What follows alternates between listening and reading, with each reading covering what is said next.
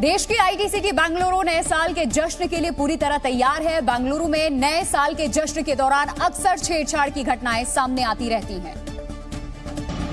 इसीलिए इस बार बेंगलुरु प्रशासन ने सुरक्षा के कड़े इंतजाम किए हैं। कानून व्यवस्था को बनाए रखने के लिए 8000 पुलिस कर्मियों को तैनात किया गया है। इनके अलावा 4000 ट्रैफिक पुलिस कर्मी भी सक्रिय रहेंगे।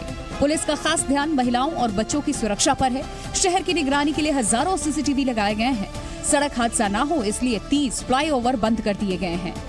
बेंगलुरु में नए साल के जश्न के लिए लाउडस्पीकर बजाने की इजाजत लेनी होगी और उसे भी सिर्फ रात 12 बजे तक ही इस्तेमाल किया जा सकेगा। सड़क, पब, बार या रेस्टोरों में नए साल के लिए जश्न की समय सीमा रात 1 बजे तक की है।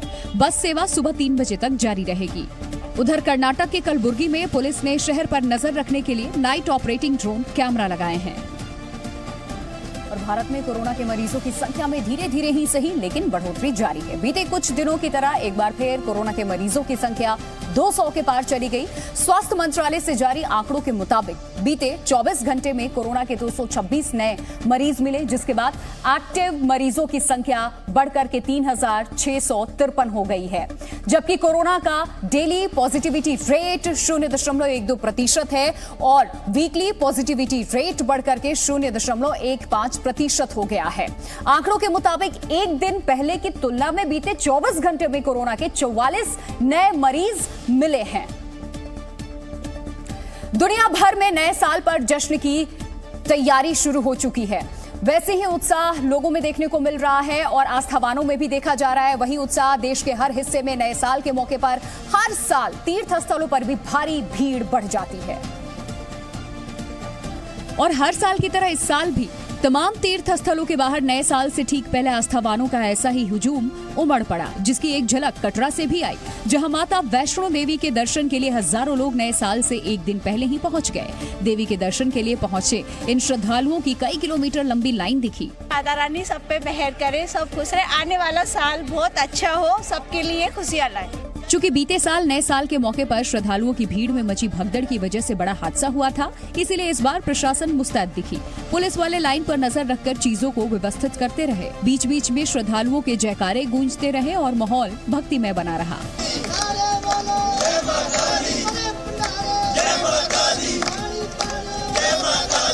चूंकि नए साल के मौके पर भीड़ भाड़ की वजह से आतंकी हमले का भी अंदेशा रहता है, इसीलिए पुलिस और सुरक्षा बल किसी भी तरह के हालात से निपटने के लिए तैयार दिखे। तो नए साल की शुरुआत पूजा पाठ के साथ करने के लिए जैसी भीड़ वैष्णो देवी मंदिर में दिखी, कुछ वैसी ही तस्वीर दूसरी जगहों से भी आई। एक बार फिर वृंदावन के बांके बिहारी मंदिर में भी आस्थावानों का सैलाब नजर आया। और कोरोना के बढ़ते खतरे के बावजूद नए साल के स्वागत के लिए लोग बांके बिहारी मंदिर में उमड़ पड़े। यह हाल नए साल से ठीक एक दिन पहले रहा, तो नए साल के मौके पर मंदिर में आस्थावानों के हुजूम उमड़ने के बाद ही हालत का अंदाजा लगाया जा सकता है।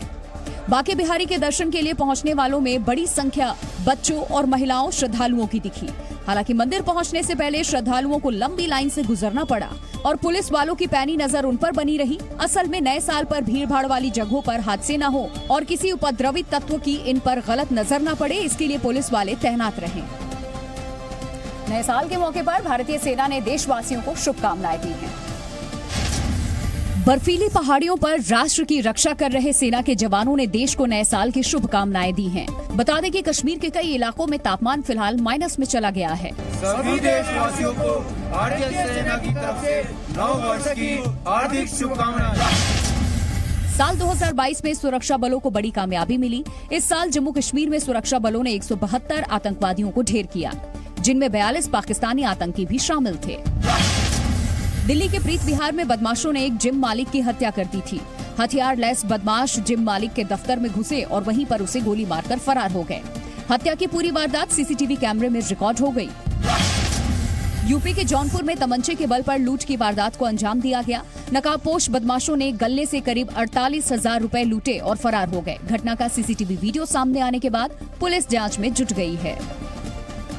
कांग्रेस के वरिष्ठ नेता और मध्य प्रदेश के पूर्व सीएम कमलनाथ ने बड़ा बयान दिया। उन्होंने कहा कि राहुल गांधी 2024 के लोकसभा चुनाव में विपक्ष का चेहरा होंगे, साथ ही पीएम पद के उम्मीदवार भी होंगे। न्यूज एजेंसी पीटीआई को दिए इंटरव्यू में कमलनाथ ने भारत जोड़ो यात्रा की अगुवाई करने के लिए भी राहुल गांधी की तारीफ की। उन्होंने गांधी परिवार के योगदान को भी याद दिलाया और कहा कि दुनिया के इतिहास में 3,500 किलोमीटर से अधिक की पैदल यात्रा किसी व्यक्ति ने नहीं की।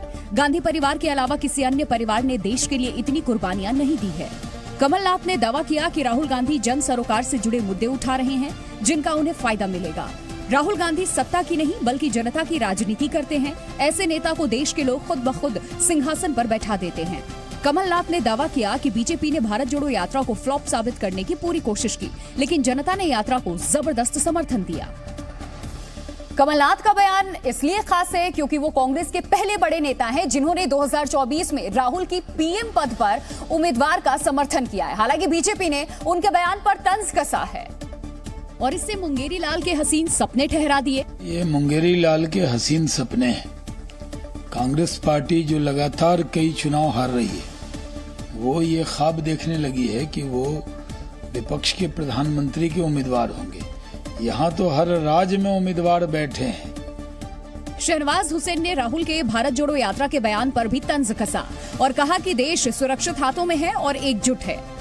तो अपनी पार्टी को जोड़ लें, यही बड़ी उपलब्धि होगी। देश तो जुटा हुआ है और जुटा हुआ रहेगा। देश न टूटा है न हम टूटने देंगे।